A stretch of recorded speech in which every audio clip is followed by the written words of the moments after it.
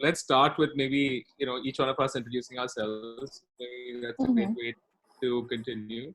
So go ahead, take it, both of you all. So Saima, you want Okay. Gayatri? Yeah, I can start. So my name's Saima. I'm a sophomore at NYU Stern, and I'm studying business with concentrations in management and sustainable business.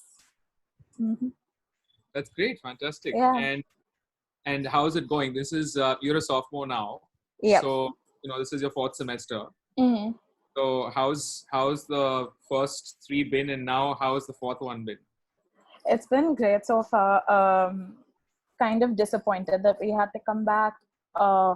Also, just because everyone was really excited for spring break and plans, and we were going to go to Miami, but that didn't obviously happen because of the coronavirus and how it spread and everything. So it's been kind of weird switching to online classes just because I haven't ever done that before. But other than that, it's been going great. Wow. Okay. So you want to tell us a little bit about, of course, and I think we'll go into details about it. But when did you first come to know that these classes were going to go online? I think we got an email from NYU's president around March 10th, I want to say, about how, or the 9th, where 3 days before spring break, so 11th, 12th, and 13th March, we're going to have online classes just on a trial basis. And then we have a week off for spring break, and 23rd to 27th, we resume online classes again. And they're going to consider continuing with online classes depending on how the situation is. But then a lot of people were really anxious about this, and so we kept emailing the deans. And so I think on the 13th, they then emailed us saying our school's going to be shut till April 19th. That also created a lot of panic because people didn't know if they want to come back or stay there because it was only getting worse, especially in New York. And so he, I think, finally yesterday or a day before sent an email to the entire university saying that the entire semester is going to be online, and everyone who's still in the dorms of NYU needs to vacate by 22nd March, preferably as soon as possible. So the decision to kind of shut down entirely was 2 days ago. So as I understand correctly, 10th March until now, if you look at it, 10th March until 18th, it's been sort of like 8 days, right? Yeah. It's an 8-day period. You kind of. So how do you feel about this? Do you feel that the university has done it well? Do you feel that they've kind of communicated given the circumstances? Or do you think it would have been done better? I think they should have been a little more decisive. When they first sent the email about how they'll keep classes online till the 27th, it was like 2 weeks of just waiting in New York, and people didn't know if they should travel back because a lot of the international student parents, especially a lot of my friends and my parents, they were like, just come back, you have classes online for like the next 2 to 3 weeks. Makes no sense staying where it's like getting really, really bad.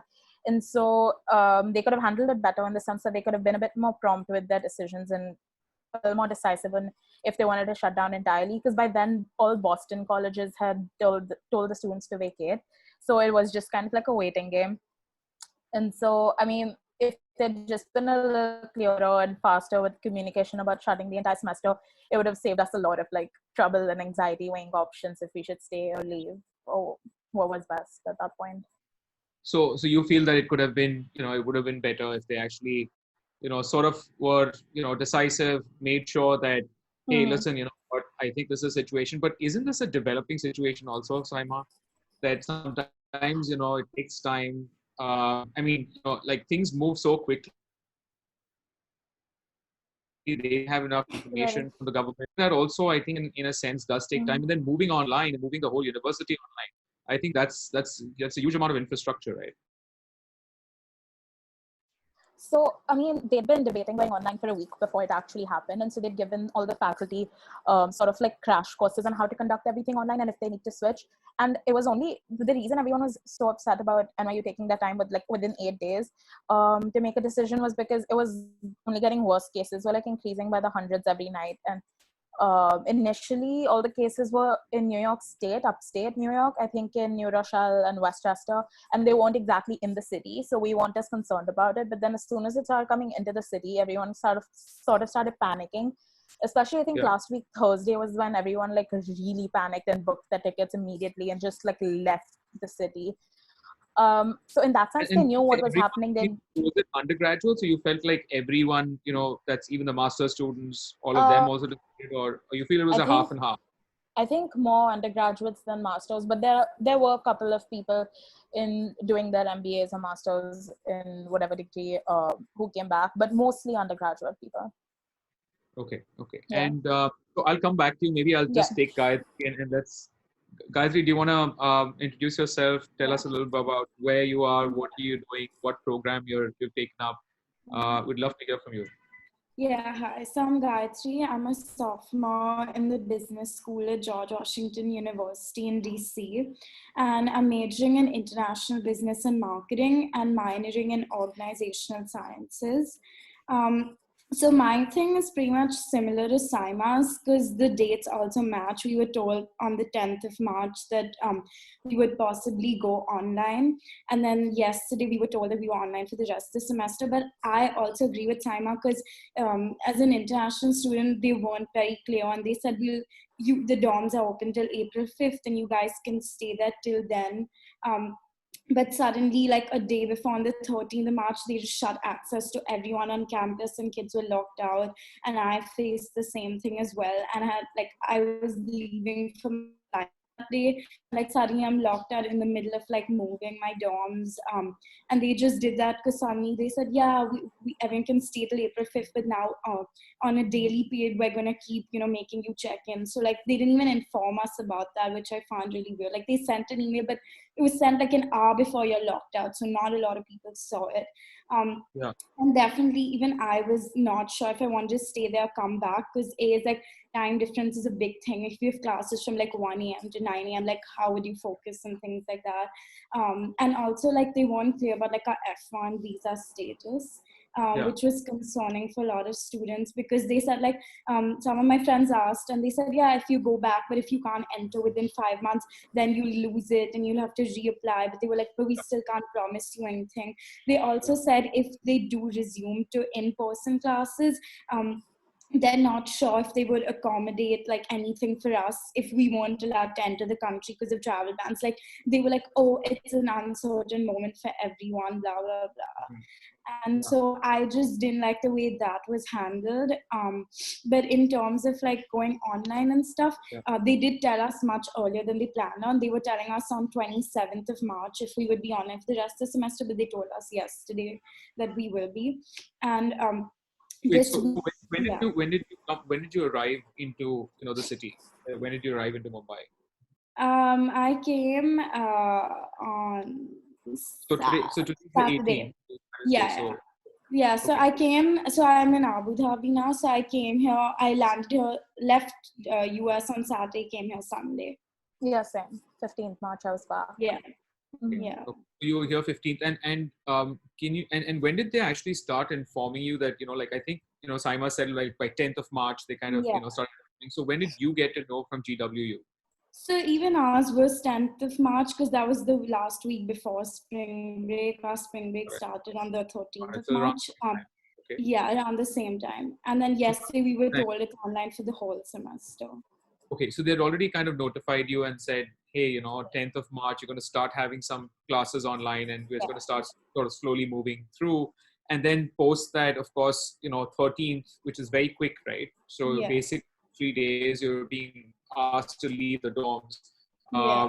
So they just told you, leave the dorms, you can't even stay here. That's what they basically So said. they had originally said that for 2 weeks after spring break, when we are online, you can live in the dorms, but you have to reapply for that.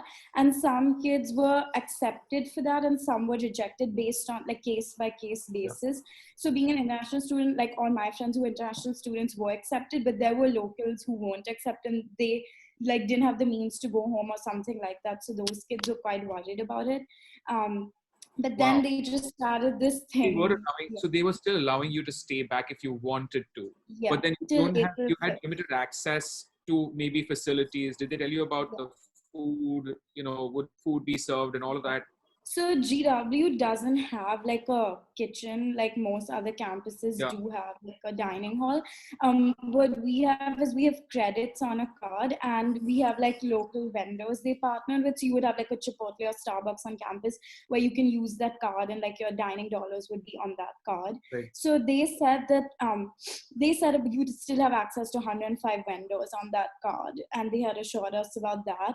But in terms of like other facilities, they said the library would be open and the food would be open, but like all academic buildings and the gym and things like that would be closed. Also, you wouldn't have access to like other students' residence halls, only access to your hall. Your own. So you don't move around. That's what they want. They wanted you to Yeah. sort of be quarantined in a sense, right? Yeah. And how did you feel about that? If you had to stay back, I understand you're here because you probably Yeah. felt safer here with family, I assume, Yeah. right? Yeah. But if you had to stay back, or do you know any other friends who stayed back right now, and are you in touch with them? Yeah, so actually the thing is, I was planning on staying back till March 27th, just in case they said we would resume online, and I don't want to come back all the way and then have to go back. But last minute, in 2 days, all my friends were just booking flights and leaving, and I was like, I'm the only one here. Do I really want to stay here? Because I was actually considering staying there. And then because they were all coming back, I was like, wait, I don't want to be alone if they're all going back, because the other local kids can just go back home any minute. So then I booked my flight overnight and decided to come back as well. And also my parents were like, no, every child has come back, so you have to come back. Got it. Yeah. And can you tell me a little bit about each one of your experiences? Maybe you first, Gayatri, then Saima, about the airport. So when you landed in, how was how was things at the airport? Was it smooth enough for you to get through? Did they say you have to be quarantined? Anything of that sort? So I live in Abu Dhabi. So when I came to the airport, I expected there to be a lot of medical screening and things like that, but there was nothing at all. I walked in normally, and maybe there was just one camera, which is like a thermal detector kind of thing, but that also, like, I don't think it was placed. Like, you could easily walk away from the side, and there was no like measure, no one checking anything at all. The only thing that was different was that they had closed the electronic gates, so I couldn't like normally go and just like put my passport and walk out. I had to stand in the line, but the airports are quite empty, so I got out within like 15 minutes, and it was like a normal thing. How And you they land. didn't say. And this was what date? Was it the 15th? You said that you came in.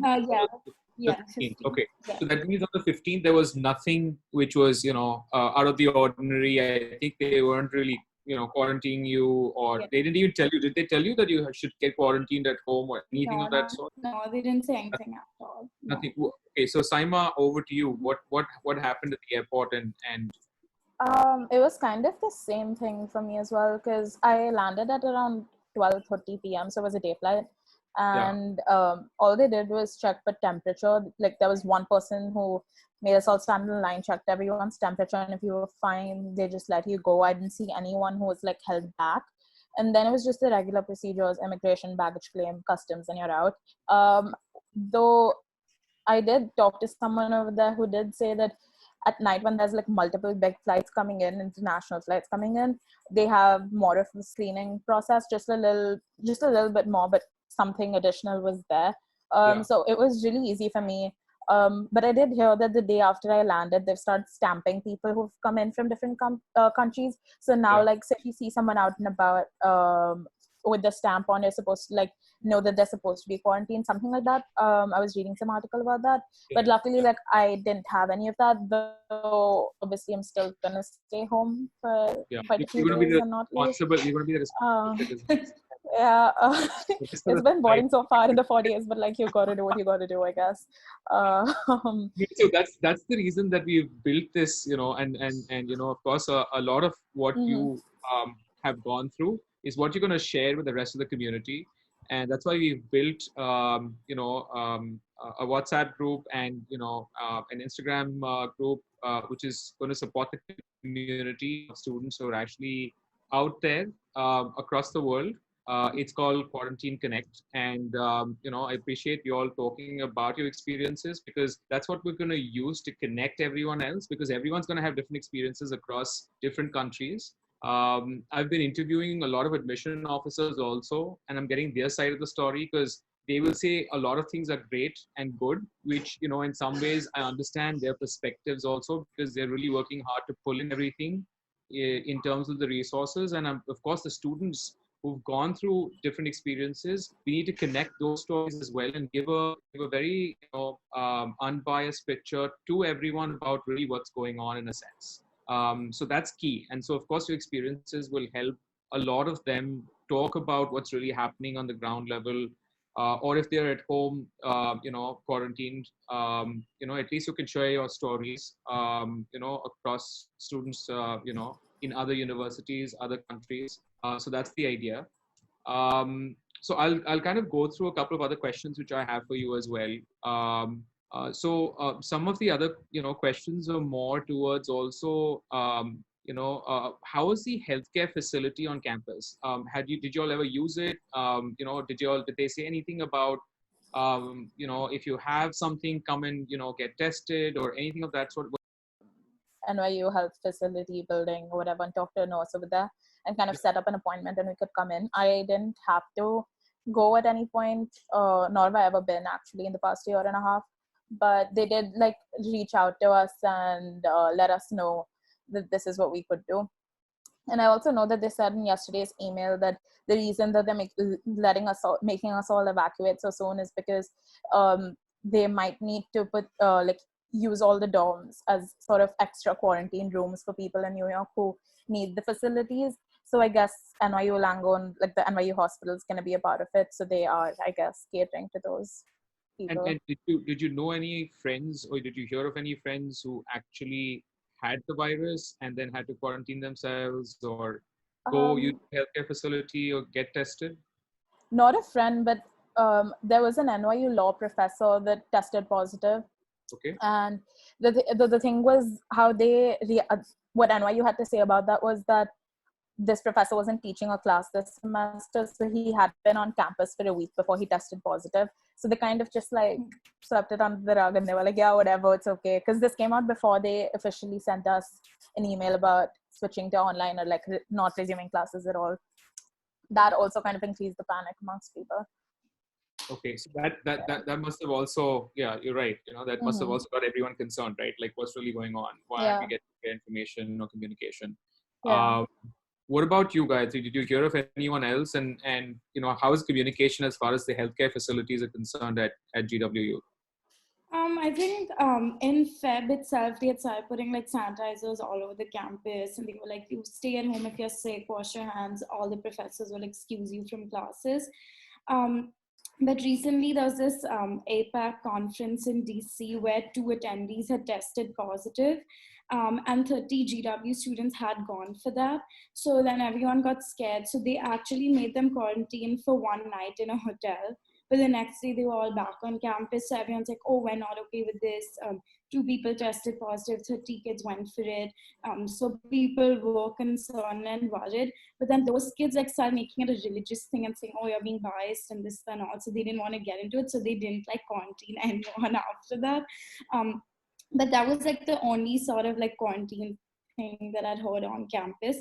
But other than that, they always said like, come in if you feel sick. And also the health center, I had gone because I had the flu in Feb, and that's when like this had started like a lot in China. So they were like informing us, and they made it like mandatory for every student who comes to the health center to wear a mask, and they were providing the masks there. Oh wow, that's great. That's great. So they had sanitizers, masks, all of that stuff arranged in February already. And then of course you must be worried, right? When you had the flu, you must be like, what is this? And how did you react? Like, were you very anxious the first couple of I was really scared because that's when they started talking so much about coronavirus. It was in like early Feb, and I also had 2 midterms at that time, so like my worry was more about the midterms than the virus. But luckily I was able to postpone like one of the midterms to the week after, and the professor said another child had fallen sick, so you can take it. So then I had like a whole week to like stay at home and study for it. But like one of my friends had the flu, who gave it to my roommate, who gave it to me. So all 3 of us had it at the same time. So it was quite concerning. Yeah. I can totally imagine that. I mean, that's not a nice situation to Yeah. be in. What about you, Saima? Do you think that at any point in time did you in these 3 semesters have you fallen sick? Has the New York cold got to you or the flu?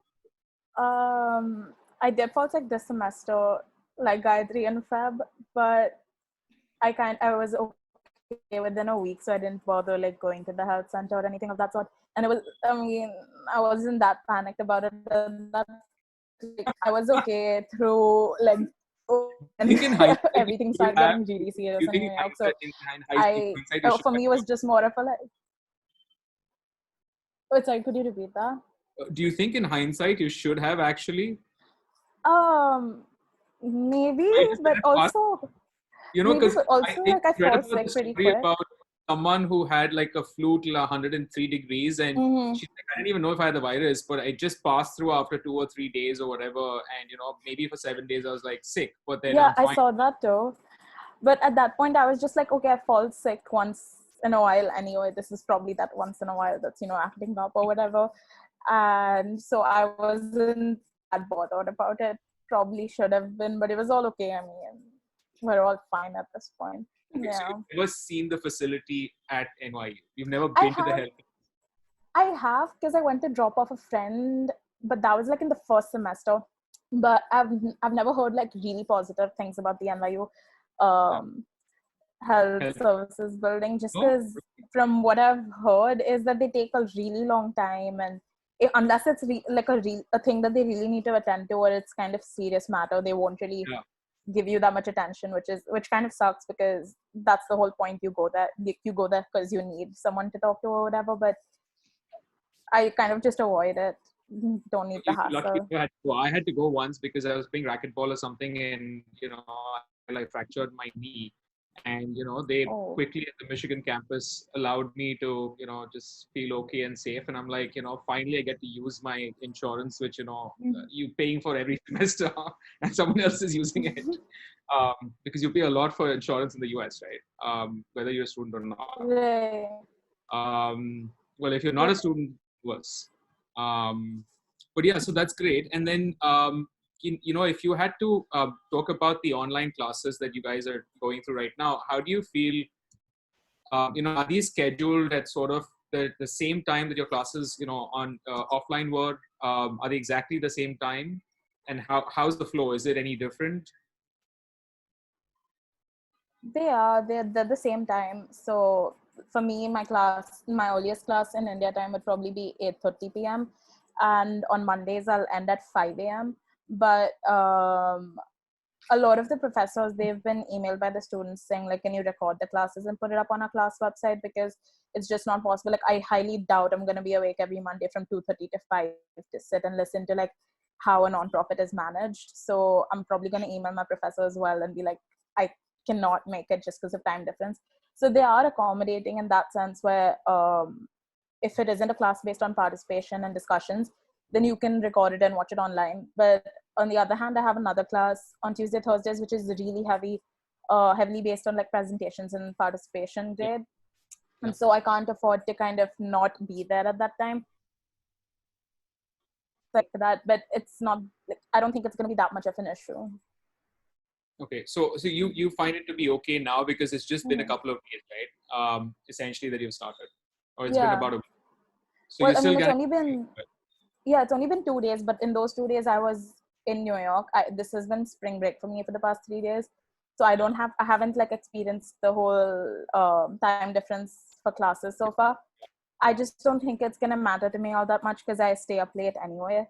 So other than that one class, it goes on till 5. Like you're going to be like a bat, you're going to sleep during the day, essentially, and then you're going to be up at night, right? So 8:30 I think PM. so. And until what time do they go on in the morning? From 8:30 p.m. India time until? Every class is like an hour 15 minutes, so 75 minutes. So so if my first class is at 8:30, it'll end by 9:45.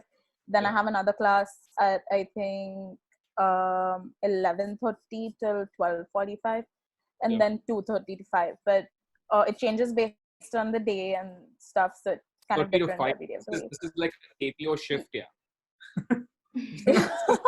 yeah, so that's the class I'm gonna ask to be recorded. Home, right? Except that you're actually at home.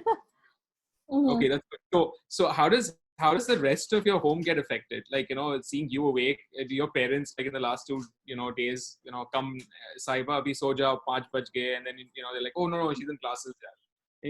Are they getting used to that?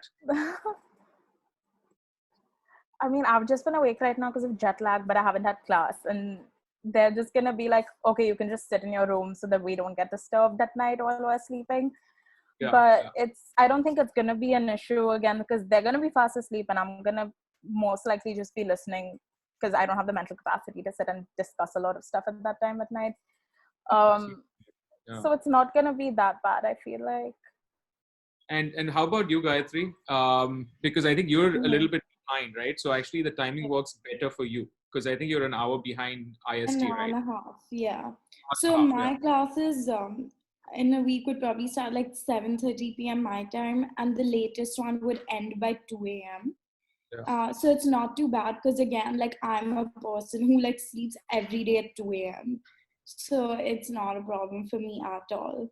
And like I'm right now, I'm also kind of jet lagged, so I just plan on staying jet lagged so it doesn't affect like my Yeah. whole So process. you're fine for at Yeah. least the next 3 or 4 days. I think when we talk after a week, it's going to be like a different situation, right? I mean, also I did a summer class last summer, and there I had to wake up every Sunday at 3:30 a.m. my time, and like I would revise for a quiz till 4 a.m. and then 4 a.m. to 6 a.m. I would always give that quiz, and it was every Sunday for like 2 months. I did this last summer, and And this that was was bad. online. What? This was online. This was online, yeah. It was a Okay. summer online class, yeah. So because you did it summer online, you already are kind of used to it in one sense, right? That you've done Yeah, these. but like also that was different because in that the professor like never recorded classes or did like video conference. It was more like you would have to read the textbook and give a quiz every Sunday, and you had like assignments, and there were like tutorials for those assignments. It was like an Excel assignment or like a PowerPoint assignment and things like that. So there was not so much need for like a collaboration. But these classes, like we still have to present to the class as we would normally. We also like one of our professors said that it's like a 2.5 hour class, and he was like, yeah, I expect like our class participation is 35% for this particular class, which is a lot of your grade. Yeah, So that's a he was lot. like, like I understand the time difference and everything, but like you still have to be then participate for this class. So but So most of them are quite, yeah. but do you also see the faculty being supportive because they understand that in a sense that this is also a new situation. It's extraordinary time for all of us, right? I mean, people are logging in from other parts and at different times. So do you see them being sensitive to that? Yeah, I definitely do see that. And also like a lot of kids had signed this petition to make our classes pass fail for this semester. And so right now, just like an hour back, I had a test drive to see if the video and audio works. And it was with one of the deans and another like graduate teacher who was talking to us. So she actually mentioned that she can't officially say if we will do pass fail as of now, but she has said that like the universities noticed that the students want this option, so all the deans have come together to discuss it and they are considering it. But she said like I can't give you an official answer till we know for sure. So definitely I think so, and all the other professors have said that like if there's a considerable time difference, we will record the lectures and you can do it like see it in your own time. So yeah, I think they have been very understanding. So, Fantastic. No, that's good. So that's good. At least yeah, you have that, on your side. And yeah, so you kind of did mention that, it might be a pass or a fail versus yeah, actually getting graded for the semester, which is also yeah, good to hear. yeah. Also, how are the tests and exams being taken? Are they asking you to share the screens, so that you don't cheat? I must be having something around this as well, right? Yeah, so I mean, I have done a few classes before in person, also on campus, where you have to give the quiz online or the test online in class. Yeah. And what it does, it basically locks the screen. So if you try to attempt to go out of the screen, there's like the instructor gets notified. Right. And that was the same thing for the class I was doing in the summer as well. But Got it. I had a midterm, which was like on April 2nd, which he had canceled, but I just got an email saying it's not cancelled. And what the professor is doing is he literally said, I'm going to post the exam online and you have to solve it on paper and like click pictures and upload it online. So I mean, I don't know how that would work because like anyone could cheat then. Like, I mean, Yeah, it's in the yeah. same time period. It's like, oh, it's like 11:10 to 12:25. That's when it will be administered and you have to post it online. But like, he's not asking us to do it online. He said solve it on paper, take pictures and submit it like you do for homework. So what I can hear is that probably it depends from faculty to faculty in terms of how they're running it, right? Yeah. Okay. Yeah. Great, awesome. How about you, Saima? As far as this question on tests and exams, how is it that how are you seeing a difference versus what Gayatri mentioned? It's kind of this. It's kind of similar to the point where I was supposed to have a midterm, my management midterm, on the first day of online classes, but she cancelled it only because she didn't know how to keep it online at such short notice. But the next day, a couple of my we just gave them a period of time where, like, I think 9 a.m. to 7 p.m., which was a huge block of time where they could like open the assignment and finish it. So a lot of them sat together, but he had tried to make the paper really, really hard. So a lot of them were still really struggling. A lot of NYU students did start a petition for pass fail as well. I don't know if they'll do that though, which sucks for us because at Stern we have a Stern curve where only 20% of the class can get an A or an A minus. Yeah. So if they don't pass fail our classes, a 95 on 100 is going to be a C probably for us because everyone's going to sit together, cheat or do whatever it is. But other than that, I know a friend, he had his like operating systems midterm right before we left for Mumbai, and they were supposed to like record themselves taking the midterms so that they could see the professor could see his hands and the computer screen so that they would know that they're switching between tabs and cheating. But he also has a sort of like interview, you could say, with the professor. Every single student has to do that where they have to like justify why they wrote such an answer. So that was just like really excessive. I don't think a lot of people are going to take that much effort for this. Yeah, but I think this was just an off chance that something like that happened. As we went through the different learning methods being used currently, and of course testing, and the exams, and so how is the scoring? I know, of course, you've mentioned that at NYU you might not have a pass and fail. You might have since you have a steep curve. Also, if you can go through, have you all been told when you're going to get your scores? Is this going to be different this time? Is it going to be after classes end? Is anything mentioned to that extent? Not for me. They never really exactly tell us when they're gonna release grades and give us back our midterms or any of the assessments that we do have. But I'm assuming it's gonna be a little delayed, like by a day or two, because the TAs also probably travel back to their home countries, and so doing all the grading online would probably take them a day or two extra. So I'm assuming just a little bit longer. How about you, Gayatri? Yeah, I think it's the same for me as well. Just one thing I want to say is, like, in terms of grading, like one of our professors said we have a presentation, but since we can't meet in person, he's not going to make us do an online presentation. So instead, he's going to make our final paper longer. So like we had to write a 24-page paper in a group. Instead, he would make that like a 40-page paper and cancel the presentation, and then there would be like more weightage on that in terms of like grading. And one of our professors wasn't comfortable with giving an online midterm before because that time like classes fully hadn't gone online. So he was going to cancel the second midterm and make it like a project or like a paper which counted for the same group, like amount of your grade. Okay. That's and have they communicated anything as far as the summer is concerned? That are they going to have summer school now, or what if everything gets back to normal? Are you going to get to go back and maybe take some classes in summer if you want to? They haven't really mentioned a lot about summer so far for us. They've said they hope that things get better and settle down before summer sessions begin. Yeah. So as for now, it's all on track and that they do plan on having a summer unless things just deteriorate further and further and they aren't able to. But I also know that a lot of students, especially those who got a summer internship, are planning on going back if things settle down in the next month or two, so that they can continue with the internships or whatever they had planned before for the summer. So that's actually a good question. I mean, it's a good thing you mentioned that. So have you all got internships this summer, or what are your plans for summer? Have you all built any plans yet? Apart from the fact that now you're online, is there something else you feel is going to get cancelled, or maybe an internship, or maybe summer classes, or maybe something else you're planning for summer? You feel that that's also going to be affected? I definitely think so. I personally don't believe things are going to get better soon enough for them to keep going with summer classes, especially summer session 1. And as for internships, I was planning on interning in India or somewhere in Asia itself. Don't know about the Asia part now, so probably still going to stick with the summer internship in Mumbai just to be safe at this point. But yeah, as far as summer, that's what I have to say, yes. And maybe you can tell us also about the experience of finding internships at this point, when you're sophomores or you're freshmen or you're juniors.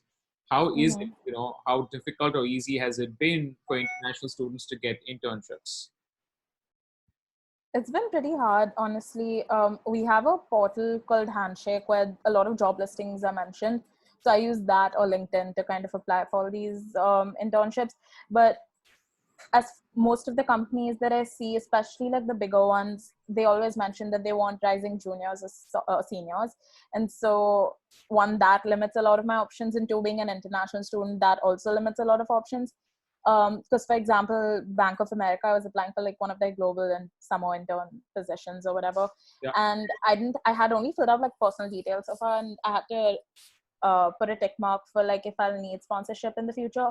Yeah. And that's when the page like reloaded and said like, we don't offer internships to international. So that's been kind of a big obstacle at this point. Yeah. But other than that, I also changed my majors in the middle of the semester.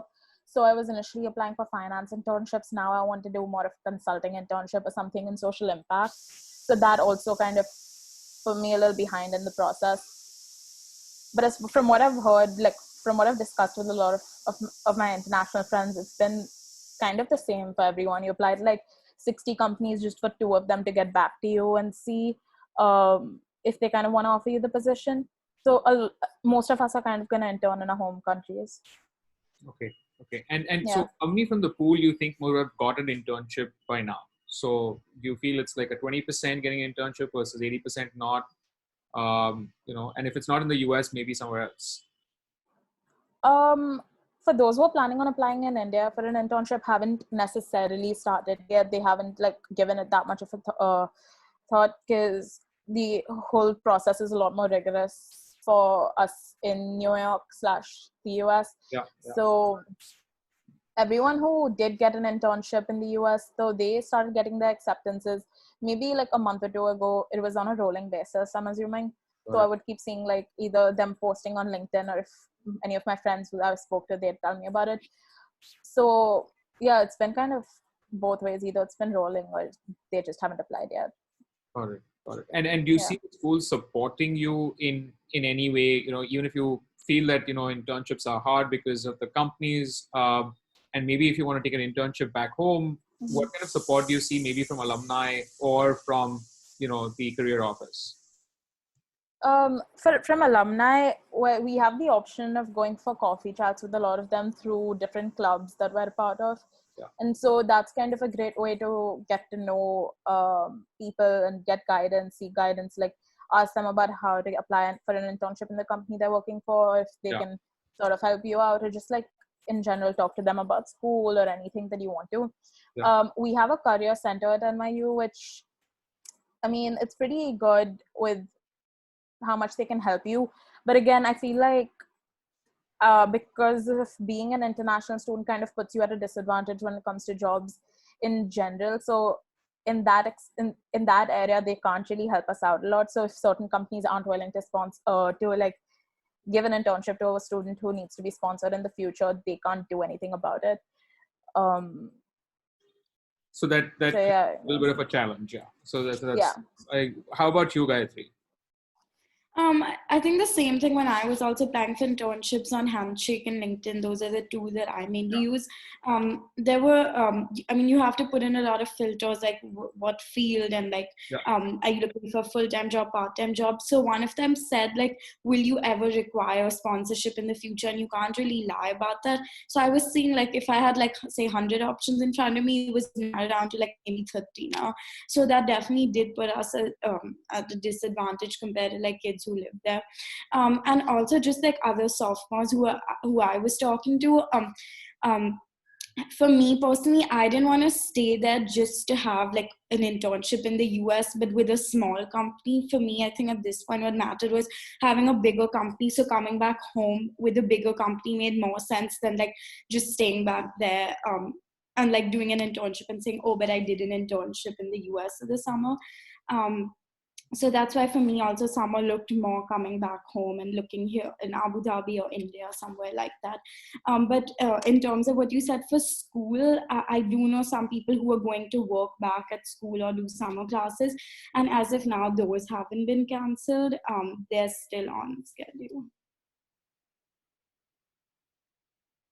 And did any of you take any on-campus jobs or positions? You know, I'm sure there are some students, some international students who've been taking up something, you know, during the semester itself. So I'm sure even they must be affected, right? Because if they had to leave to go home or not go and work because, you know, you're quarantined in a sense, then you can't go and work, right? So do you know any of the international students also who are working, and probably that's also affected at this point? You must be working on campus during the semester, right? There must be some international students working during the actual semester, you know, during the year, because it's not necessary that you have to go for an internship only during summers. Many of them actually work on campus or have on-campus job during the semester. So do you know anyone else who's got affected from that perspective? I personally don't have an on-campus job through the semester, but I know that NYU said in their email that they will continue paying the students who have on-campus jobs for the semester, just because a situation like this shouldn't impact them harshly, which was great. I mean, everyone really appreciated that. Yeah. And for those who have like part-time internships through the semester, they just work from home at this point. Okay. Yeah. Great. No, this is so this is I'm just getting a sense of now, of course, internships, you know, because I think a lot of people are getting affected with online classes, then of course jobs, internships. So this is going to take some time, right, across you know, to recover. I feel that even those who had got offers, even they are going to get affected, you know, as you move along. So it's not just one little thing we're looking at here. We're looking at, you know, a cascading effect, you know, essentially. And I'm wondering how people are reacting to that, because, you know, everyone's going to hear something, you know, new every day, if you see this. And how about your parents? How do you think they're reacting to all of this? You know, I'm sure they've been supportive, but, you know, what was their reactions from the time that you know, got to know about things on the ground level?